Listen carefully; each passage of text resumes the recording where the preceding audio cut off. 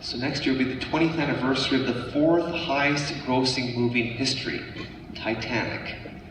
And it's successful both financially, it raised $2.5 billion, and also won 11 Academy Awards in 1998. Now, why was it so successful? Well, I mean, the characters in the movie, Jack Dawson, played by Leonardo DiCaprio, Rose DeWitt, played by Kate Winslet, and also Captain Edward Smith, played by Bernard Hill. Not only were they great characters, but just the whole notion of the unsinkable ship, the largest ocean-carrying vessel in history at the time, on its maiden voyage, again, unsinkable. And not only that, but Edward Smith, the captain, it was going to be his final voyage, and he thought, well, this would be a nice way to go on the unsinkable Titanic. In fact, he was given an incentive. The faster you get into New York from Belfast, the more money you'll make. There's a little bonus for you. So he had the incentive of taking the ship quite a bit faster. Unfortunately, because of the speed, it hit into Iceberg Alley, tore the side of it, and we know what happens to the end. Now, me being a prairie boy, I didn't know the protocols when it came to kind of maritime customs, such as what the captain is supposed to do on the ship. I think some of us know the adage, the captain goes down with the ship, which implies the captain is the last one off the ship. His duty is to keep the boat afloat and to take care of everybody on the ship. And so he doesn't get off the ship until everyone else has been saved. And if not, he goes down with the ship.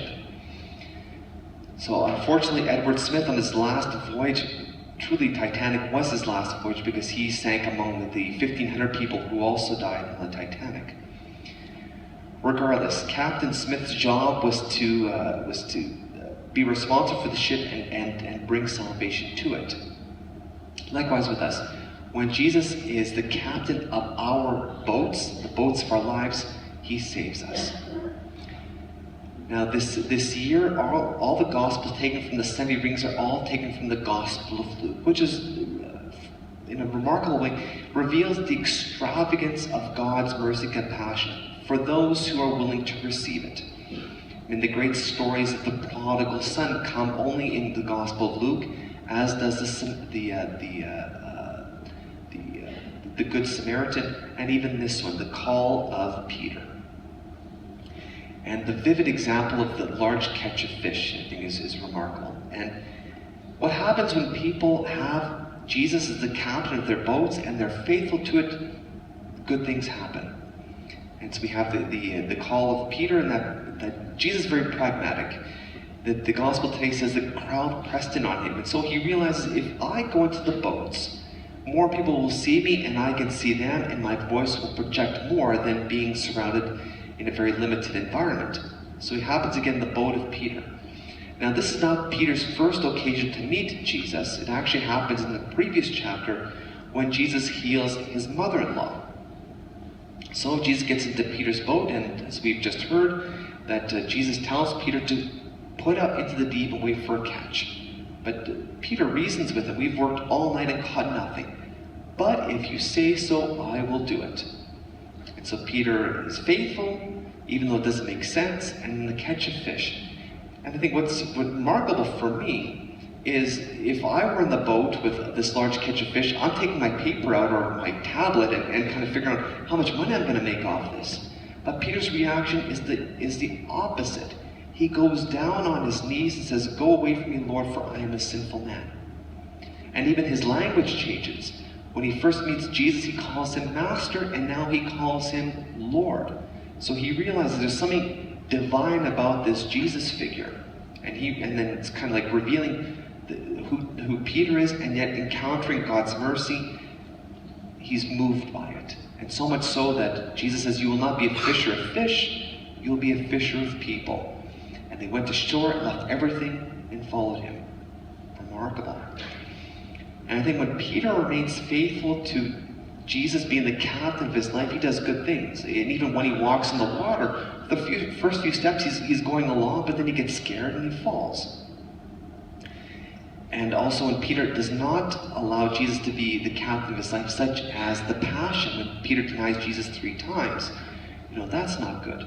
To think that something as horrific as my friend's death can actually bring some good, it doesn't make sense.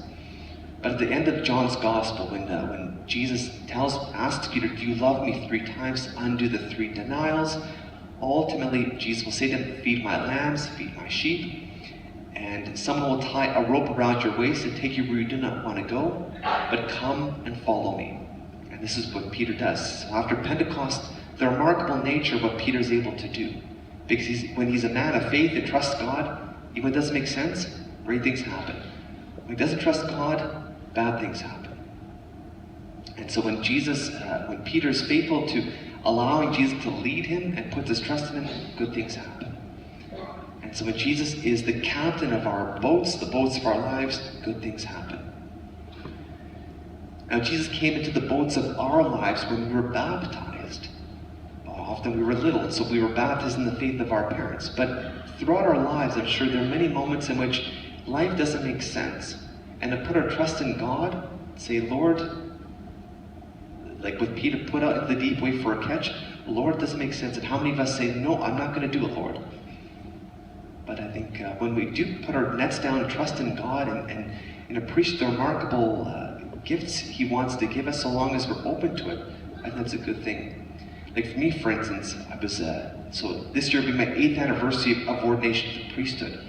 Now, had I known then what I would be doing now, I would have said, no way am I going to enter into this life to be a fisher of people as a parish priest.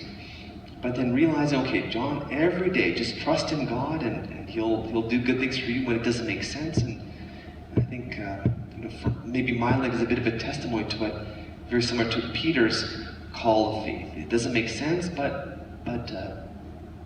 good things happen.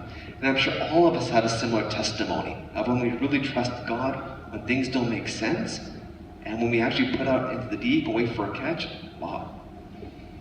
And I think it's a nice adage is to ask ourselves, well, how close am I to Jesus? Is Jesus the captain of my ship, or is someone else the captain of my ship? Do I really put my trust in Him? Or am I also in the boat? Jesus is in the boat with me and things are rocky and He's asked me to put out to the deep, and I'm hesitant. And I think we have to look at the example of Peter. When Peter is faithful, even to the mystery of God, extravagant things happen. And when he's not, things don't go as well. And I think each one of us has a testimony as well of being faithful to the Lord's call, whether in terms of our personal prayer, the Lord speaking to us, or the circumstances that happen. For some of us, unemployment, maybe illness, maybe fear of the future. And that's when our boats get rocky and the Lord is asking us to do things we don't want to do. But I think we have to look to Peter. Peter put out into the deep and trusted in God. Lord, if you want me to do it, I will do it. So that the faith of Peter is really one of a model for us. And I think this is a nice reminder that each one of us is called to be a fisher of people ourselves. That we will go in peace to glorify God through our lives. I think it's a nice reminder that this is a year of mercy. That Pope Francis wants every Christian to re-encounter God's mercy in their lives, to remind ourselves that God wants to rescue us. If He's the captain of our ships, He will bestow extravagant graces and mercies and riches beyond compare, so long as we're willing to accept that. And I think in turn we have to be instruments of mercy. We have to be fishers of people as well. Because I'm sure many of us know of people who are drifting in life, who don't have Jesus as the captain of their boats, who are kind of flailing in the rough waters of life. And I think we have to be testimonies to people, both in word and in our example, to those who are struggling, and say, hey, if you put your trust in God, like He did for me, good things will happen. And I think even more blessed are we than just in the past, but even now, that the Lord comes into the boats through His sacred words we've heard, and even in the Eucharist, to nourish us, that once again Jesus is in the boats of our lives. And He's going to steer us, and He's going to ask us maybe to do things that don't make sense, or they're very turbulent. But if we put our trust in Him, we will receive extravagant rewards, as long as we put our trust into and enter deeply into His mystery. So the captain of a ship, even the captain of the Titanic, Edward Smith, realize that he's responsible for the salvation of all the people on his ship. And sometimes he has to go down with them, but he does it because of the love that he has for everybody on board. And so likewise with us, as we've encountered the mercy of God, that we're reminded he is to be the captain of the boats of our lives, and he will direct us in ways that we don't necessarily want to go or find it uncomfortable. When we put out into the deep and wait for a catch, it will be a marvelous catch. So let's find this encouragement today and share that with all those who need to encounter it. And to be like the apostles, to be fishers of people, to bring people close to the Lord, that he in turn may be the captain of their ships, the ships of their lives, and bring them his salvation.